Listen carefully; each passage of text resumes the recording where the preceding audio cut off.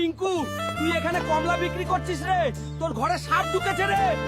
এই নতুন বিপদ কোথা থেকে আসলো রে? আমাকে তাড়াতাড়ি যেতে হবে, মা ঘরে একা আছে। রিঙ্কু, আমাকে বাঁচা।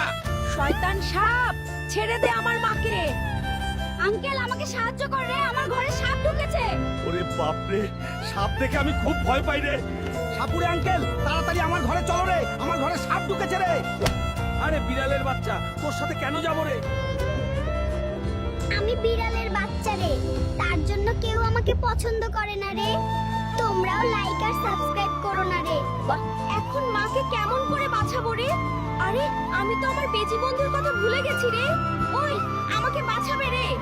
বেজি বন্ধু, তাড়াতাড়ি আমার ঘরে চল রে, আমার ঘরে সাপ ঢুকেছে। পুলিশ রে, তাড়াতাড়ি চলে রে, চল।